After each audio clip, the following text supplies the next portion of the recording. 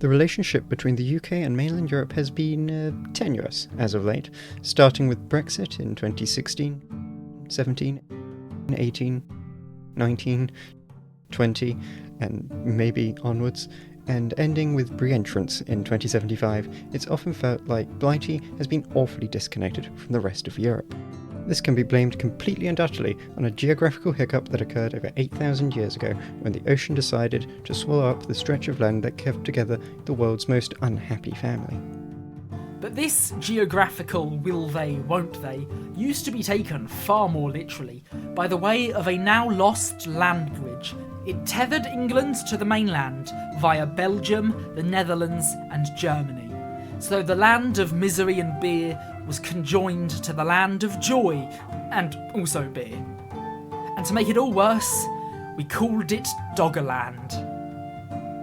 This is Compass Mentis, and today we're looking at the sunken bridge that once connected the UK and Europe. Today, the area known as Doggerland makes up a large amount of the North Sea, with it occupying the region between the east coast of England and the Netherlands. Historically, however, it covered a large region completely surrounding the modern British Isles. It is relatively shallow compared to other parts of the North Sea, with the majority of its seabed being far higher than the average of the rest of the Atlantic. So, mark that as the first and only instance where Britain has proven to be uplifting. The thing is, we had no clue about the Eurostar's overground line until 1913, when the ocean began spitting out the remains of plants and trees onto the shore, dredging them from the seabed. And this all had the frightening implication that somewhere deep underneath the North Sea were the sunken remains of a giant landmass that had been brought down in some ancient cataclysm. And we would go on to find out that our very own budget Atlantis had itself some human inhabitants too, because in 1931 a fishing trawler dredged up a chunk of peat moss containing a deer's antler fashioned into some form of harpoon. Some more modern evidence for the existence of Doggerland came through the discovery of some riverbeds at the bottom of the North Sea, where the landmass would have been, and these sorts of formations could have only been created through river erosion, conclusively proving the existence of the prehistoric plateau. Studies show that Doggerland was inhabited by tens of thousands of prehistoric people before being submerged in around 6500 BCE. Before it went for its eternal bath, Doggerland was a large, marshy, forested area that was exceptionally fertile for Mesolithic hunter-gatherers, with the remains of woolly mammoths being found across the basin by archaeologists and fishermen. Dominating this region would have been the enormous Channel River and a lake the size of London, which contained the cumulative output of most major rivers in northern Europe, most notably the Thames, Seine, Rhine and the Scheldt. If their modern equivalents are any indication, then it's my personal theory that these falls' confluence would create what is scientifically called a whirlpool to hell and start the apocalypse. Hail Cthulhu. What we do know for certain is that, upon Doggerland's great trip beneath the waves in 6500 BCE, this river and its lake burst their banks, flooding large swaths of the area and carving out much of the modern-day English Channel, which must have been one hell of a surprise to those cavemen nearby. It is now believed that it all went down in Doggerland about 6,200 years BCE, submerged by a cataclysmic event with a name like a Nordic dance move. The Storegga Slide was a mass movement of rock and ice in Norway that displaced millions of tons of water and caused major flooding across northern Europe.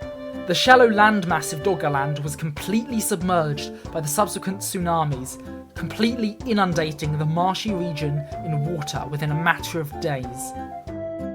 Whilst this didn't immediately consume Doggerland, it did exponentially increase the rate of its submergence, which had been steadily progressing since 18,000 BCE. One part of the region, known as the Doggerland Archipelago, managed to stay above sea level for another 1,500 years, that would eventually succumb to the rising tides following the end of the last ice age. By 5000 BCE, the entire Doggerland region had been destroyed, and the archipelago lost beneath the waves. And thus began the millennia-long war between the Netherlands and the ocean. We also know for certain that these floods would have resulted in the loss of vital food sources and resources, and this would have had a major effect on the nomadic Mesolithic people of Europe, with possibly thousands dying as a result. Furthermore, the results of Britain being separated from the rest of Europe has had a constant effect on the cultural and political differences between those who inhabit either side of the Channel, even today with the UK's famous policy of there being only one big sea to the east of their island, having global implications. The historical effects of this big divorce have been felt for millennia, from the ancient Celts and Romans to the Middle Ages, Renaissance, Victorian era, World Wars, and even to the modern day.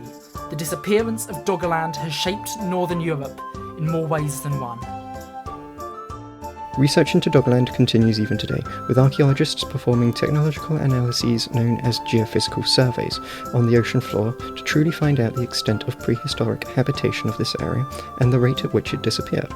Furthermore, a greater interest has been found recently in discovering the extent of human habitation in Doggerland before it sank and how that affected human migratory patterns across the wider British Isles.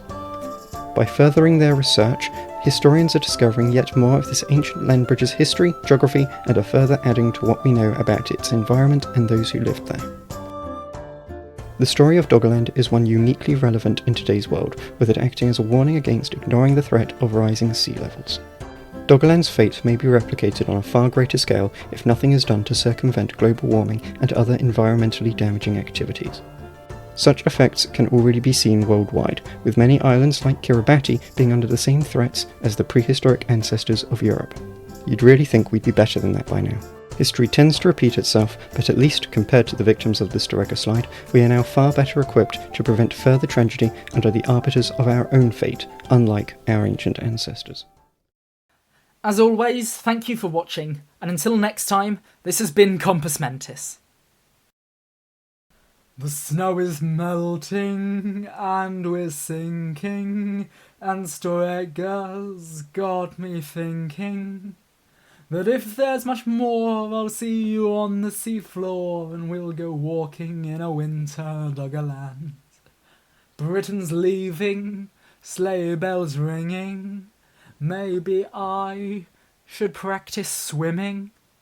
All the mammoths disappeared, guess it's only down from here, soon we'll be swimming in a sunken Doggerland.